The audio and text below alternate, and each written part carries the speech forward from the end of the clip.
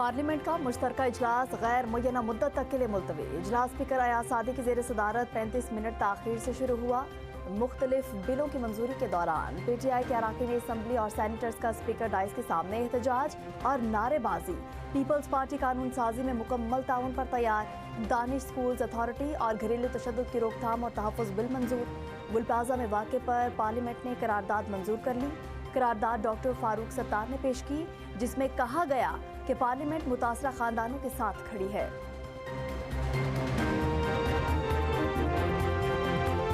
वज़ीर आला खैबर पख्तूनख्वा सुहेल आफरीदी की ज़ेर सदारत सूबाई काबीना का इजलास में किए गए अहम फैसले किए गए। मोमिन खसूसी तलात शफी जान के मुताबिक जेलों में सहूलियात और मुस्तहकम सिक्योरिटी इक़दामात के तहत मुख्तलिफ स्कीमों के लिए 2684 मिलियन रुपए फंड्स की मंजूरी दी गई।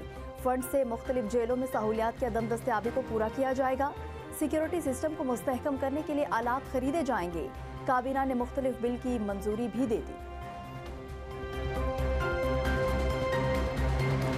सिंध के सीनियर वजीर शर्जील इनाम मेमन की जेर सदारत महकमा ट्रांसपोर्ट और मास ट्रांजिट और अहम इजलास मुख्तलिफ मनसूबों red line, yellow line, BRT के काम में पेशरफ्त का तफसीली जायजा लिया गया।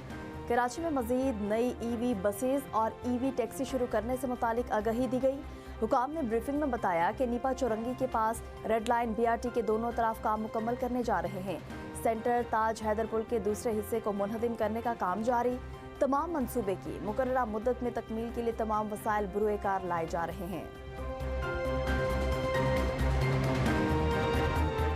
सिंध हाई कोर्ट के 10 एडिशनल जजेस ने मुस्तकिल जजेस का हलफ उठा लिया। हलफ उठाने वालों में justice Meera Mohammad Shah, justice Tasneem Sultana, justice Riyazat Ali Sahir शामिल, justice Mohammad Hassan Akbar, justice Abdul Hameed Bhargari, justice Jan Ali Junejo, justice Nisar Ahmed Bhambhro ने भी हलफ उठाया, जबकि जस्टिस अली हैदर अदा, जस्टिस काजिम अली हादी और जस्टिस जाफर रजा हलफ उठाने वालों में शामिल।